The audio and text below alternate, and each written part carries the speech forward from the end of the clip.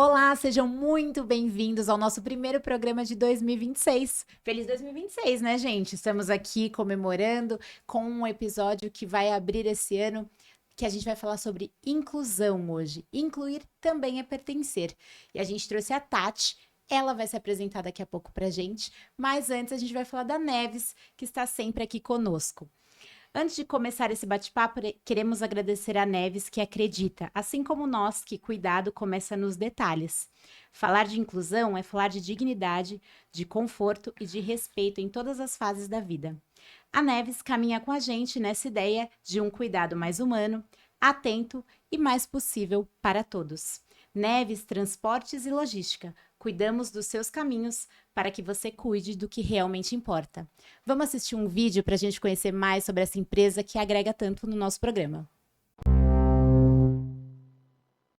Na Neves Transportes, há mais de 15 anos, garantimos eficiência e segurança no transporte e logística para o setor farmacêutico e de saúde. Com uma frota moderna, rastreamento via satélite e soluções personalizadas, atendemos todo o Brasil com rapidez e precisão. Contamos com certificação da Anvisa e diversas outras, assegurando qualidade e conformidade em cada entrega. Neves Transportes, conectando qualidade e confiança aos... Para conhecer mais sobre a Neves, é só seguir o QR Code que está na tela. E também a gente tem aí no canto superior da sua tela o QR Code do nosso link do Apoia-se, para você ajudar esse projeto esse ano de 2026, para que a gente continue gravando os programas aqui com muita responsabilidade. É isso, sim. É isso, Carol. E hoje a Carol começou o nosso episódio. Eu sempre falo, né, Carol? Eu começo. E hoje eu fiquei aqui na retaguarda porque este é o meu último episódio do Como Não Vacilar. Eu seguirei aí com alguns projetos pessoais meus, mas sempre estarei ao lado da Carol, incentivando, apoiando, curtindo, multiplicando, porque esse propósito não termina aqui. Né? O projeto eu me retiro, mas o propósito continua. E a gente escolheu uma pessoa muito especial para começar 2026, que é Tatiane Cecília. Nome completo, como é que é? Tatiane Cecília Enéas de Arruda. Uau, parece nome até de princesa. É. Só que antes da Tati se apresentar, eu quero falar um pouquinho sobre o currículo dela. Eu poderia ficar aqui até amanhã, tá? Falando sobre o currículo dela, mas de maneira muito resumida. A Tati é pedagoga, psicopedagoga, mestre em distúrbios do desenvolvimento e doutora em educação currículo, professora de cursos de graduação e pós-graduação, coordenadora de ações inclusivas no Instituto Federal de Educação, Ciência e Tecnologia de São Paulo, IFSP. Uau, que currículo! Mas além disso, quem é Tatiane? A Tatiane, ela é uma mulher de 51 anos que espera iniciar 2026 muito diferente, mãe de uma menina de 19 anos, e é uma pessoa que acredita na educação, principalmente no poder de transformação das pessoas e de desconstrução daquilo que é padrão, né? Então, eu acredito muito que a gente é capaz o tempo todo de se ressignificar em prol de alguns propósitos que a gente tenha na nossa vida. Essa é a Tatiane. Hoje, acho que quando a gente fala de inclusão, né, na internet tem muita gente promovendo bate-papo sobre isso, né? E muita gente fica em dúvida também sobre o que é realmente a inclusão. Então, para iniciar esse bate-papo, acho que se você explicar para a gente o que é inclusão, acho que seria o pontapé inicial aí. Vamos lá, então. Eu começo minha trajetória profissional como professora de educação infantil numa escola montessoriana. E eu aprendi a palavra inclusão naquele espaço, né? E aí, quando a gente começa a fazer uma formação montessoriana, a gente começa a desenvolver uma identidade e um perfil montessoriano, né? Então, Montessori tinha um lema que era mens sana in corpore sano, né? Então, mente sã em corpo são. O que que significa isso? Que eu preciso estar bem para aprender e para me portar bem. Então, eu me constituo dentro dessa premissa, né? E dentro dessa escola montessoriana, pela própria história de vida, né? Maria Montessori, ela foi proibida de clinicar, primeira médica mulher na Itália, ela foi proibida de clinicar, ela era impedida de ver o corpo de um homem nu. E nesse momento, ela é colocada para trabalhar com a psiquiatria. E na psiquiatria, ela encontra as crianças que apresentavam N situações, né, de doenças mentais, psíquicas e, inclusive, né, esquizofrenia, síndromes, enfim. E tem um videozinho muito curtinho no YouTube de 14 minutos que super vale a pena ver, que fica aí de Saiba Mais, eu acho que é bacana a gente entender um pouquinho. E ela traz a premissa da inclusão, né? Então, assim, por que que essas pessoas elas eram tiradas por alguma questão que fugia do padrão, e aí vai um pouco daquilo que eu acredito, né, do padrão, que foge do padrão, que elas não precisam mais estarem vivendo numa sociedade como todos os outros. E ali ela começa a sistematizar um método, ela começa a criar os seus princípios, a sua própria base da filosofia montessoriana. Então, para mim, incluir é dar a oportunidade do outro estar junto comigo, né? E isso perpassa por uma série de questões. Nós temos no Brasil algumas legislações que, né, permeiam a educação inclusiva, a educação especial. Dá um panorama, Tati, para gente, para que quem está em casa possa entender o que fala a legislação brasileira. A gente tem que entender um pouquinho, se a gente for olhar, né, a cronologia da legislação da educação inclusiva, ela é até que recente, né? Se a gente considera que a gente tem pessoas com deficiência datadas aí desde a antiguidade, né? Esparta, Atenas, né? Então, as legislações, ela começa basicamente em 1990, em Jomtien, na Tailândia, na Declaração Mundial de Educação para Todos. E de lá para cá, então, a gente tem a Declaração de Salamanca em 94, que vai discutir as práticas pedagógicas dessas crianças em sala de aula. Aí a gente passa a ter no Brasil vários decretos, resoluções. O próprio Dom Pedro II, ele funda em 1854 o Instituto de Meninos Cegos no Rio de Janeiro, que é o Instituto Benjamin Constant, que existe até hoje, né? E que é uma super instituição de apoio para as pessoas com baixa visão, deficiência visual. E a gente tem, né? Então, você passa a ter resoluções, pareceres, decretos. A gente tem um grande ganho na Constituição Federal de 88, né? Quando vai lá no artigo 205 a 208, que coloca que é dever do Estado, direito à educação. Então, qual é a parte que cabe, né? Então, a gente começa a ter aí um sujeito de direitos, né? Então, a pessoa com deficiência, ela passa a ser vista como um sujeito de direitos, deficiência ou transtorno, tá? E que a gente depois vai ampliar essa ideia de transtorno depois com os DSM-5.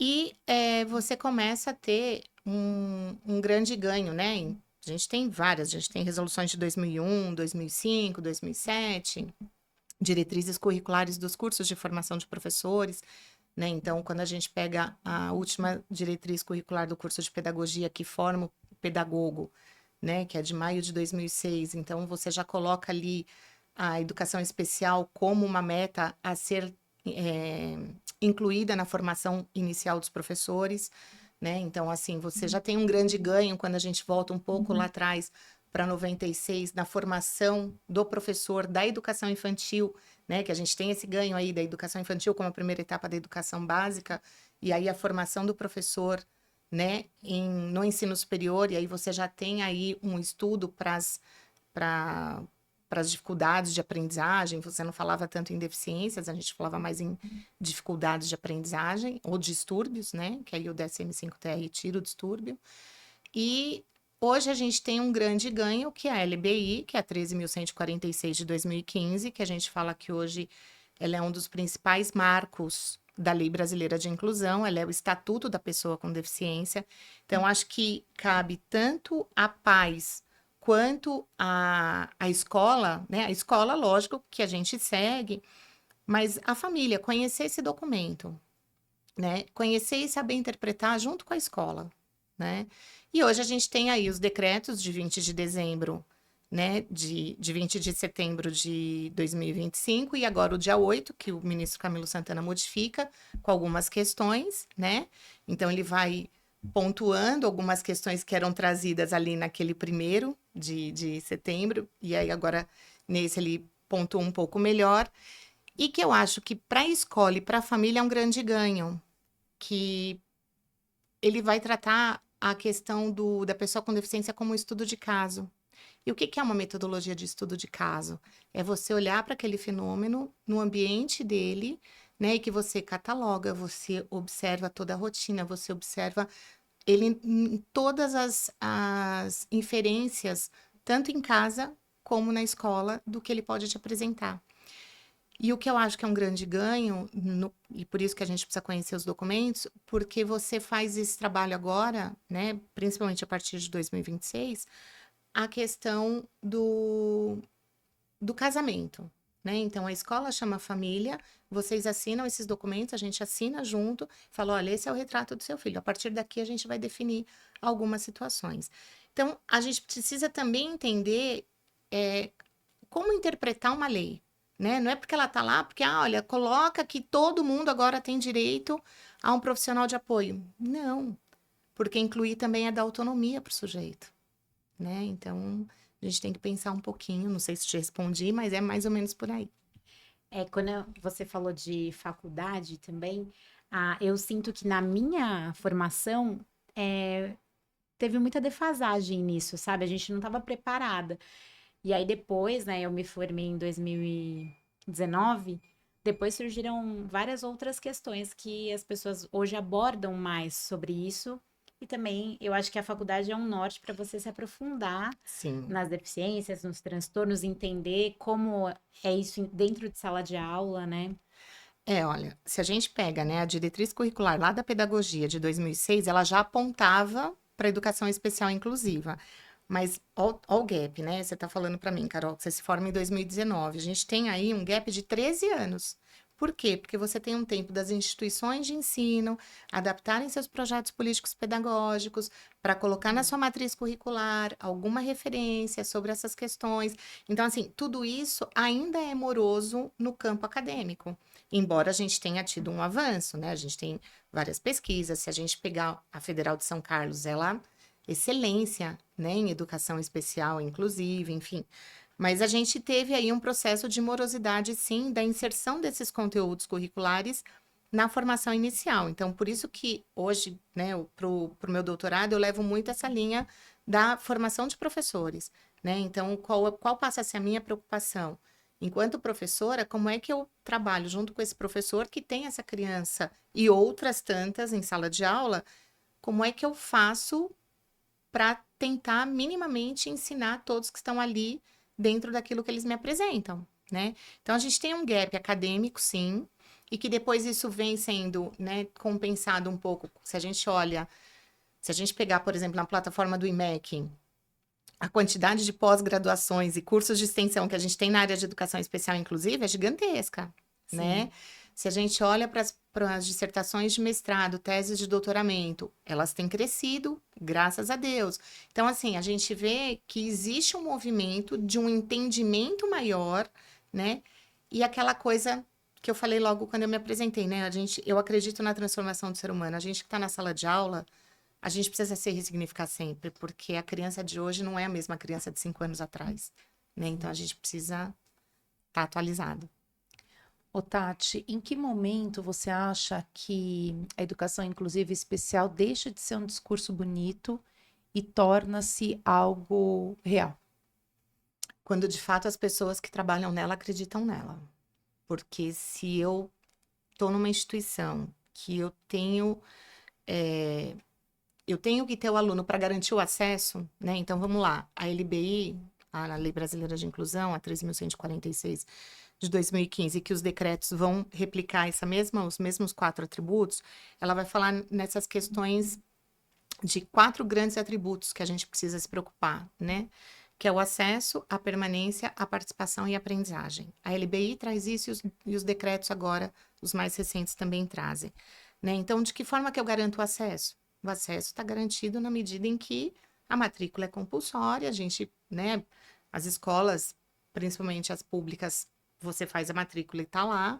As particulares, a gente tem aí todo um rol de tramitação de como a gente vai melhor atender esse estudante. Então, a gente tem um refinamento da possibilidade desse atendimento que é infinitamente melhor. E quando a gente vai garantir, então, o acesso à permanência, né? Como é que eu faço para ele estar? E aí entra muito na concepção e na acreditação dos pais na escola, na confiança que os pais depositam na escola e muito do profissional, né? Então, como é que eu garanto a permanência do meu aluno que tenha uma síndrome de Down ou que tenha uma deficiência intelectual? Como é que eu trabalho a permanência?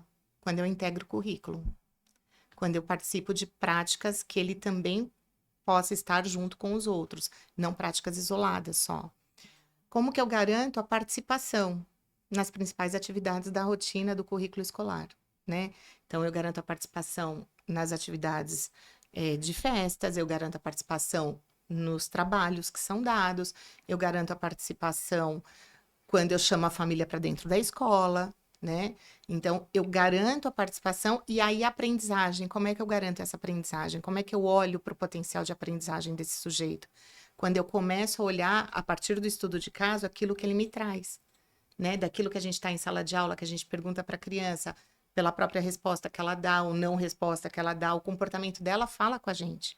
E como é que a gente vê o potencial, até onde a gente consegue ir e o que a gente consegue avançar, né? É mais ou menos nesse sentido. E essa questão de acreditar também traz muito, então, eu acredito nisso, né? Que é o medo e a crença daquele adulto que está responsável ali, então vai interferir no Muito. processo de aprendizagem, né? Dessas Muito, crianças, desses muito, adolescentes. porque a gente tem que tomar um pouco de cuidado. Quando a gente vai falar na questão da inclusão, a gente tem que ter 3 palavras muito claras, né? A primeira é inserção, a segunda é integração e a terceira é inclusão, né? Então, são 3 palavrinhas pequenininhas. O Mazota, que imagina, professor livre-docente da USP, foi meu professor no mestrado há muitos anos atrás, ele falava dessas 3 palavras e eu nunca mais esqueci disso. Inserir é o sujeito estar na sala de aula.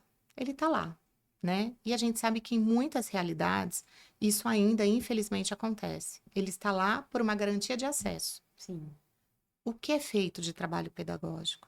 O que a família espera? Qual foi a conversa? Qual foi o combinado pedagógico, o tratado pedagógico que foi estabelecido, né? Quais são, no caso, as terapias feitas? O que essa criança tem de complementaridade da ação com a escola, né? Então, uma coisa é a inserção, tá lá. Outra coisa é a integração. Quando eu integro, né, eu faço parte. Então, ele tá pensando pedagogicamente, ele está inserido no currículo, só que de uma maneira diferente, dentro daquilo que ele consegue me dar. Eu não dou a mesma atividade para todo mundo o tempo todo, tudo igual.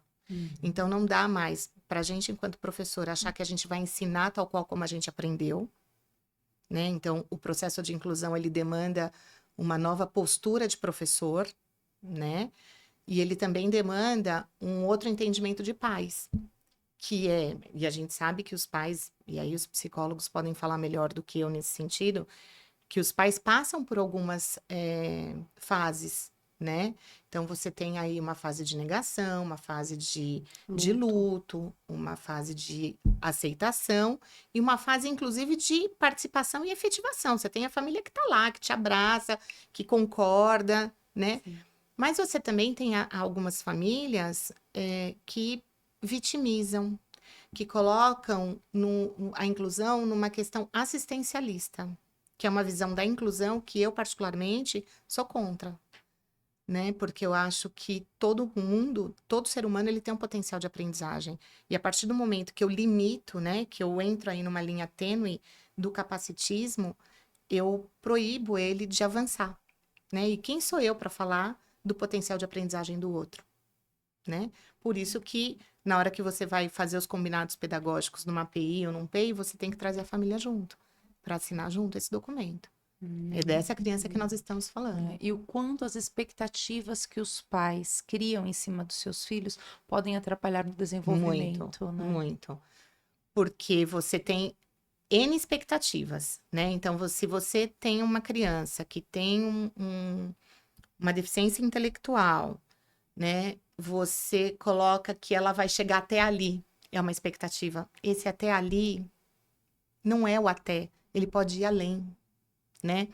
O contrário também pode acontecer. Eu tenho uma criança com altas habilidades de superdotação. Nossa, pronto, eu não preciso fazer nada porque ele vai dar conta de resolver tudo sozinho. E ele não vai dar conta de resolver tudo sozinho. Porque existe uma questão, e aí a gente vai para um outro teórico que eu gosto bastante, que é o Henrique Pichon-Rivière, que ele tem um livro que chama Teoria do Vínculo, né? Que ele vai falar que se eu não me vincular ao objeto de aprendizagem ou a alguém, né, no papel da mediação, eu não vou aprender. Né? A aprendizagem, ela passa pela via do afeto, independente da deficiência ou do transtorno ou da altas habilidades de superdotação. Se eu não criar vínculos, se eu não criar laços, eu não vou. Por isso que a neurociência trata tanto, né? Hoje a gente fala do desenvolvimento socioafetivo emocional. Então, não dá pra gente... E as expectativas dos pais, esses combinados, mais uma vez eu retomo, esses combinados pedagógicos, eles têm que ser muito claros, né? Porque a gente não pode supervalorizar aquilo que me é apresentado e nem a escola prometer alguma coisa que não vai conseguir cumprir em cima da expectativa desse pai. Então, a gente tem que trabalhar com uma base real, da situação real. Você falou do assistencialismo, que muitas famílias às vezes ainda vão para esse lugar, né? E como que a família também pode se... Acho que é cuidar para não ir nessa super proteção e não deixar a criança avançar porque tem medo. Principalmente se desconstruindo. Eu acho que depois que a gente passa por essas fases, né, que a família passa, e eu tenho pessoas na família que, né, se tornaram pessoas com deficiência, né, não eram e se tornaram. Então a gente também tem que ter isso muito claro, né? Hoje a gente está aqui, amanhã a gente não sabe, né? A gente pode, nós podemos nos tornar uma pessoa com deficiência. E como é que a gente lida com isso? Como é que eu olho para isso? Né? Então, assim, quando a gente olha para esse assistencialismo, né, essa coisa da família super proteger, você impede o outro de crescer. E isso não precisa ser só com a deficiência, né? Isso a gente sabe. À medida que eu dou tudo que se pede, à medida que eu não trabalho com a questão de regras, de limites, né, de cuidados que são essenciais, eu também estou impedindo o outro de crescer, independente de ter ou não qualquer questão patológica, né, de ser neurodivergente ou não. Então, eu preciso tomar um pouco de cuidado para também trabalhar com esse pai, e esse pai, principalmente, e estudar. Então, essa desconstrução, ela passa a partir do momento que eu acredito que meu filho pode aprender. A partir do momento que eu acredito que minha irmã, ela vai chegar até um ponto, mas que ela vai além daquele ponto, porque eu não deixei de estimular, eu não deixei de trabalhar com o que é importante e que não perca a autonomia desse sujeito, né? A não ser que, de fato, tenha uma doença mental que faça com que perca, mas do contrário, não, né? Então, assim, a concepção que eu tenho de deficiência é a de que a criança nasceu e ela tem um potencial de aprendizagem para chegar até a sua formação profissional. E eu trabalho exatamente nessa mesma linha.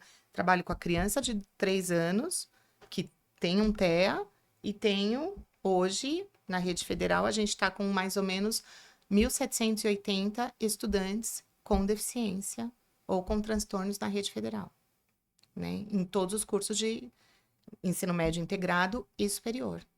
Então, assim, ele tem um potencial de aprendizagem. Sim. Ô, Tati, a gente tem muitas nomenclaturas que as famílias muitas vezes desconhecem ou acaba misturando um pouco, né? Então, só para a gente deixar claro: transtorno, deficiência e síndrome.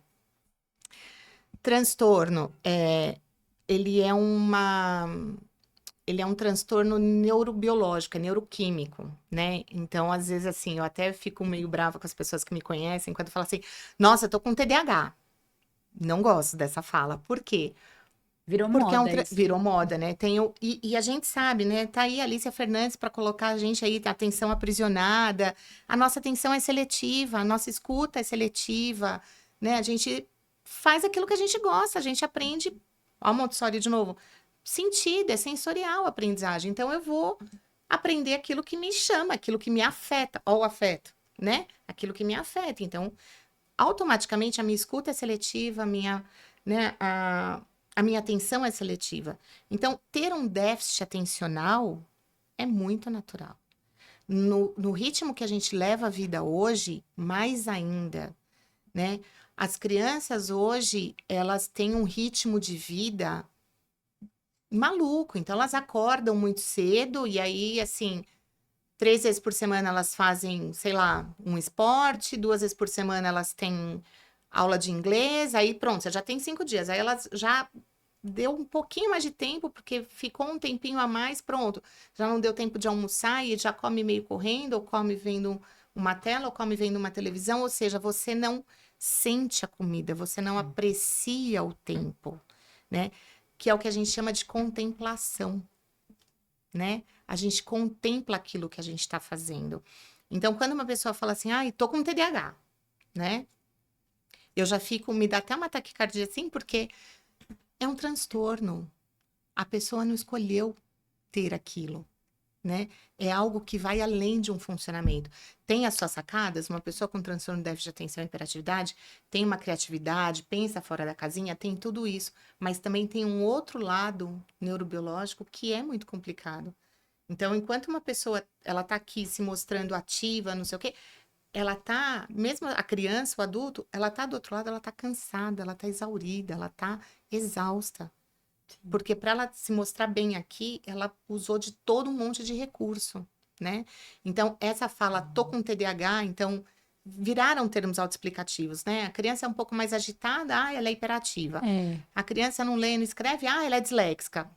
Muita calma nessa hora, né? Então, transtorno é neurobiológico, neuroquímico, e muitas vezes, não necessariamente, né, ele é medicamentoso, tá? Então, assim, a gente evita, em alguns momentos, a medicalização, porque a gente ainda acredita, eu tenho uma visão mais terapêutica de que, conforme a gente faz mais terapias, a gente vai dando condição, e esse sujeito vai crescendo e se apropriando, né? Ele vai tendo condição de se autorregular para ele não precisar tanto da medicação.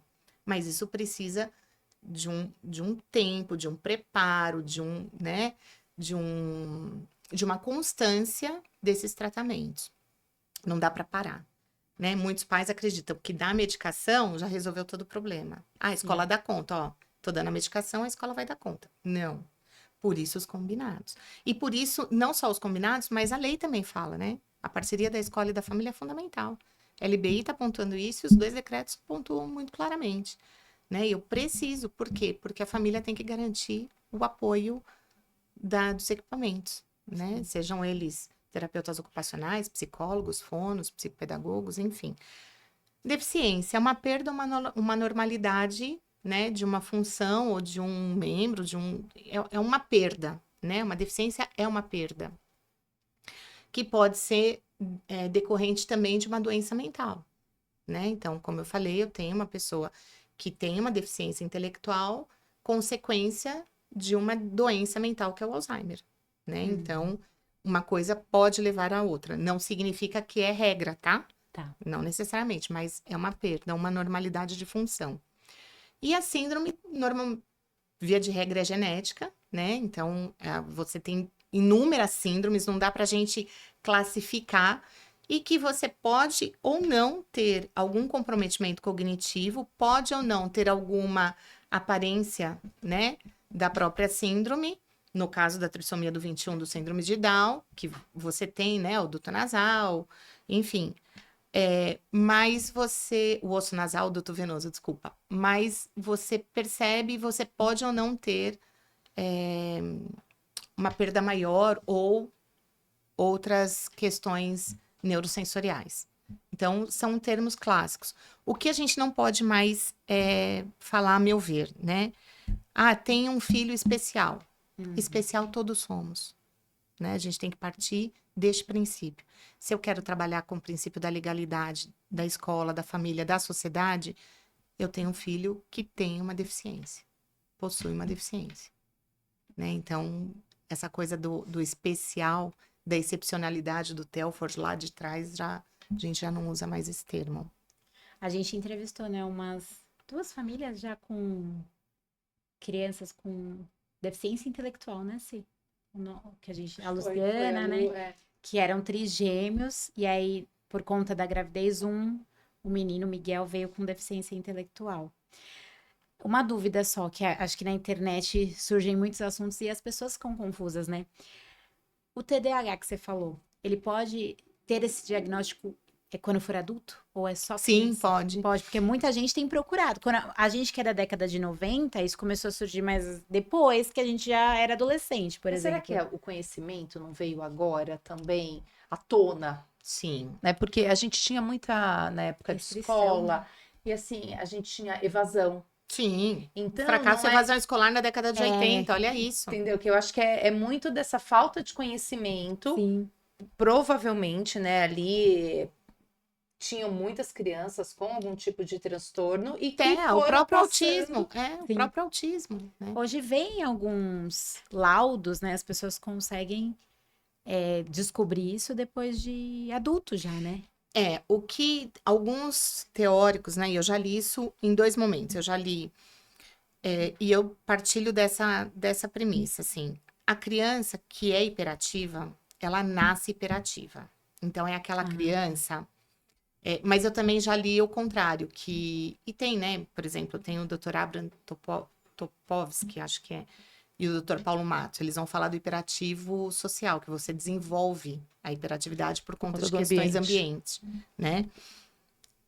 Assim como o Ellis vai falar de uma dislexia de desenvolvimento, um processo de alfabetização deficitário pode também incorrer numa dislexia. Mas, assim, a criança hiperativa, ela normalmente nasce hiperativa. Então, é aquela criança que aquela mãe fala assim, ai, acordou 6 vezes para mamar. Que ela chora, se movimenta, que agita. É aquela criança que não tem parada para comer, mas não é aquela parada que... vamos sentar todo mundo e ela tá correndo. Não, é aquela que não para mesmo. Você tá correndo atrás dela e por mais que você chame para sentar, não consegue. Aquele assim. corpo ativo. É um corpo muito ativo, né? E que é um corpo que, é lógico que a criança não tem essa consciência, mas que tá em sofrimento, porque é uma questão muito... A gente tem que pensar que essa criança tá fazendo 5 milhões de sinapses a mais, né? Então, assim, quando a gente tá indo, ela já tá voltando mesmo. Então, ela tá ali no movimento. Então, a gente precisa, assim, de rotinas estáveis. O que é uma criança? A criança precisa de rotina. É fato. Eu preciso acordar, eu preciso levantar, eu preciso escovar os dentes, tomar o café, né? Assistir uma televisão, ou ler um livro, ou fazer uma brincadeira. Ela precisa da rotina. Essa coisa de você... Eu posso até ir para uma escola de natação, de inglês, de balé, enfim. Mas ela volta, ela tem uma calma. Ela não tá naquela coisa do automático. Que eu engulo uma comida ou eu vou num fast food mais rápido porque tá ali e já entro para a escola. Qual é a predisposição que ela chega numa escola à tarde para aprender? Sim. A atenção dela tá como? Né? Então, qual é a qualidade, e aí quando a gente olha para a lei, qual é a efetividade dessa aprendizagem? Sim. Ela tá cansada, né? Então, cheguei em casa, uma coisa ou outra, situações que acontecem, ou imprevisibilidades, perfeito, toda a família tem. Mas o mais próximo, né? A gente tem que pensar nessa criança que está numa construção de personalidade. Que ela vai chegar numa adolescência, nessa consolidação, e ela tem que ter um ritmo. Né? Ela precisa ter essa estrutura. Entra a Montessori aí de novo, a estrutura de novo. Né? Aquela coisa céfalo-caudal e próximo distal. Eu preciso ter uma estabilidade, uma estrutura de pensamento e de organização. Então, a gente olha, normalmente essa criança hiperativa, ela nasce e aí com os comportamentos eles vão identificando. Psiquiatra, neuro, acaba identificando a própria escola. Quanto mais cedo entrar, a escola também já sinaliza. Significa que ela vai precisar tomar remédio? Não. Significa que a gente possa também mudar, né? Quando eu tinha consultório, muitas das questões a gente resolvia numa simples elaboração de rotina para a família. Orientação parental. Orientação, né? Exatamente. E eu acho que é fantástico, assim, porque aquilo que não é meu, porque eu não estudei mas eu sei que aquilo está causando um desajuste no comportamento. E que às vezes é da família, né? Eu estava vendo aqui, família forte, como é que a gente faz, né? Agora, a gente também tem o adulto no TDAH, de que forma? O TDAH ele pode ser uma comorbidade no adulto de alguma outra situação. Então, por exemplo, uma pessoa que está no início de uma depressão, ela pode desenvolver um TDAH. Entendi. Ela pode desenvolver né, não é um déficit atencional, não é um distúrbio do déficit atencional, ela pode desenvolver um transtorno do déficit atencional, até porque ela não está predisposta ou, né, trabalhando com atenção plena naquele momento. Ao mindfulness, né? Aquela atenção plena. A gente não tá, né? E aí o TDAH, ele vai ter momentos de hiperfoco. Então, aquilo que você às vezes durou, sei lá, um dia inteiro para fazer numa atenção plena, ele fez em 2 horas no hiperfoco. Ele tá destruído no final. Então, uma ansiedade, posso ter uma comorbidade com TDAH. É muito comum. Tem vários estudos que falam sobre isso, né? Mas eu posso ter, sim, o desenvolvimento de um TDAH por uma questão, um ambiente familiar caótico.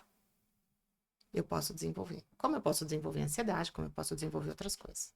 Ô, Tati, o nosso público é muito voltado para pais, né? E como que as famílias podem construir uma cultura inclusiva? Primeiro lugar, participando de atividades juntos em que estejam pessoas diferentes, né? Então, por exemplo, museus, passeios. Então, hoje, a gente vive, graças a Deus, num mundo onde a acessibilidade está muito melhor, né? Então, ir no Museu da Inclusão com essa criança, né? Estar em contato com crianças de diferentes etnias, de diferentes jeitos, né?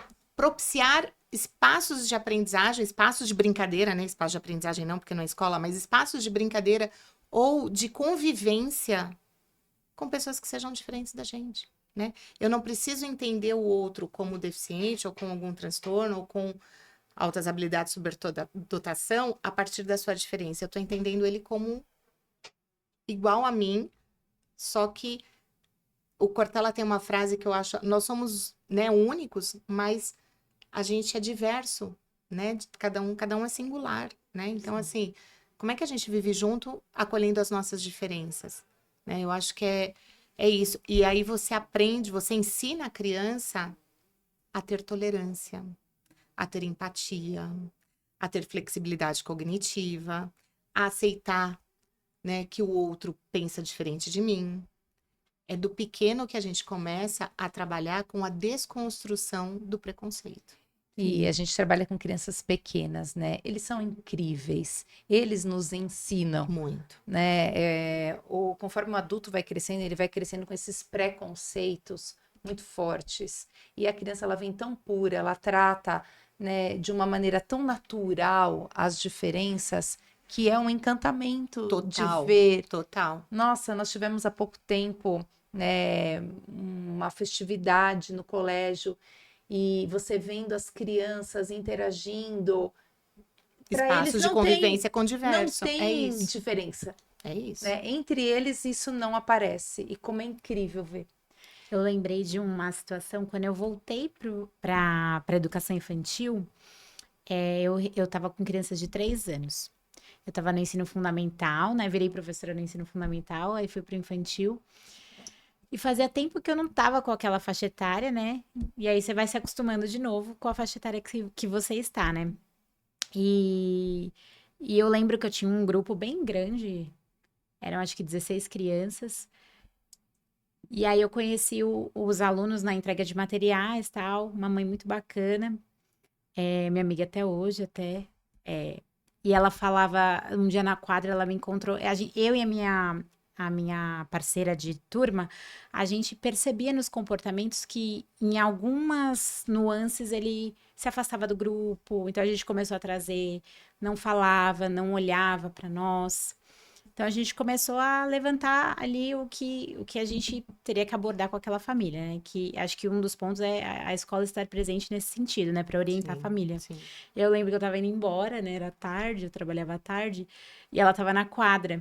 Aí ele tava lá correndo, ela parou e falou assim: Carol, preciso te perguntar uma coisa. Aí eu falei: pode falar. Ela, ele é autista, né? Assim, na lata. Aí eu falei: vamos marcar uma conversa? Aí chamei, a gente conversou, foi para o pediatra avaliou, encaminhou para todos os profissionais que precisava. E até hoje essa mãe agradece, porque com 3 anos a gente ainda espera um pouco, Sim, faz ali sim. as regulações na família e tal. Mas até hoje ela agradece assim como ele evoluiu em todos os aspectos. Social, de aprendizagem ali, De motora. contato, de É afeto, de amigo das vínculo. crianças É que ele isso. tinha na sala, que ele iniciou na escola até hoje. Então, e ver assim o afeto que as crianças trazem, perguntando, porque normalmente o adulto quer esconder, né? Ah, é diferente, vamos esconder. Não, eu acho que a criança só vai perguntar mais e aí a gente Sim. vai criando outros problemas, né? Eles vão achar respostas, né? Isso a gente tem que. Eu acho que o adulto, ele acaba não, ele traz os estigmas, né, que a criança não tem. E você tá fazendo uma fala, Carol, que para mim ela faz todo sentido. Quando um pai chega pra gente e fala: "Olha, ele tem isso", a primeira coisa que a gente vai fazer é acolher e não falar ali no meio de uma quadra, Lógico. né? A gente vai acolher e trazer. E isso, quando a gente faz, a gente trabalha com ética, a gente trabalha com respeito, a gente trabalha com profissionalidade, né? Eu acho que isso a gente precisa ter, né? Uma coisa é a Terezinha Rios, a Isabel Larcão, elas trazem muito essa coisa do profissionalismo e da profissionalidade, né? Profissionalismo é aquilo que eu me constituo enquanto estudo, né? Enquanto formas, enquanto ética de trabalho, mas a profissionalidade são as condições com as quais eu também exerço o meu papel. Então, que legal que você fez isso, né? Desse acolhimento, dessa escuta, e que bacana ela trazer, porque ela confiou em você. Eu acho que É, a família, ela precisa confiar na escola em que ela coloca o seu filho. sim. Isso é fundamental. A gente ter, né, trabalhar com pais que não confiam no nosso trabalho ou que desconfiam do fazer pedagógico, a gente precisa sim. Então, as nossas reuniões de pais, elas não são só informativas do processo, elas podem ser formativas também, né? Porque a gente também leva esse tipo de cultura para os pais. E quanto mais cedo a gente descobre, né, o diagnóstico, a gente faz a possibilidade do encaminhamento correto, melhor essa criança vai crescer, né? E aí a gente lembra muito a questão, né? Quando a gente traz a BNCC falando da como que a criança aprende por meio da interação e da brincadeira. Esse exemplo é muito claro como a gente pode desenvolver e o papel que é fundamental da escola, que propicia de uma maneira muito natural esses dois eixos. E você acha que a inclusão termina no muro da escola ou atravessa a sociedade? Ela atravessa a sociedade, assim, eu não poderia falar outra coisa, porque se a gente fala que a formação do professor, né, a graduação, se antes ela era ponto de chegada, hoje já não é mais. Ela é ponto de partida, né? Daqui eu vou para onde? Então, a gente, enquanto professor, a gente tem que estudar o tempo todo, assim. Eu tento me policiar para ler pelo menos 1, 2 artigos por semana até hoje, porque eu sempre gostei de estudar e eu acho que no mundo que a gente vive, a gente precisa estar antenado com algumas questões, você não, e principalmente com o que os teóricos estão colocando, né? A gente precisa dialogar com isso e trazer à luz da nossa prática. Enquanto professor, eu não faço a dissociação de teoria e prática. Ah, na teoria é lindo, na prática é outra coisa. Não existe. Essa é outra característica do profissionalismo e da profissionalidade. O meu fazer está totalmente atrelado a uma concepção de educação que eu tenho. Qual é a concepção? Qual é a minha visão de mundo, de homem, de escola, de sociedade? Então, quando eu falo que a escola, ela é uma porta, a família mas a escola pode ser par da família no abrir portas para essa inclusão. Então, por isso que a gente fala, né? A questão da integração, seja ela curricular, seja ela das práticas do dia a dia, dos fazeres da escola, das festas, né? Das atividades que as escolas têm. Então, essa é uma integração. Então, não é porque ele tem tal coisa que ele não vai participar dessa atividade nesse dia, né? Então, ele tem que estar lá, né? Dentro daquilo que também cabe a ele. A gente também tem que tomar um pouco de cuidado em preservar o sujeito, né? A gente também tem que tomar um pouco de cuidado da exposição desnecessária. Então, eu tenho muito cuidado quando eu falo com as famílias em que medida a gente vai trabalhar essa autonomia naquele momento, porque a ideia é sempre que a gente vai desenvolver, né? Mas em que momento, né? Então, a gente... essa relação de dialogicidade com a família, ela é muito importante. E ela atravessa os muros da escola, né? Ela vai para a sociedade porque eu acredito nessa transformação do ser humano. Então, assim, eu vou conviver com o diferente, até porque o outro é diferente de mim, né? Então, eu vivo num mundo em que eu tenho que respeitar essa diferença. Eu não posso trabalhar com a inclusão e não aceitar que o outro seja diferente de mim. Ou querer conviver somente com os meus pares, porque os meus pares são parecidos, né? Olha, Foucault, né? O conflito, ele é extremamente positivo na medida em que a gente cresce com o conflito. A gente pode discordar, as famílias podem discordar, a escola pode discordar, mas a gente está ali num bem comum. O que a gente não pode ir é para o confronto, né? O confronto não é produtivo, o confronto não gera aprendizagem. Então, em que momento a gente também...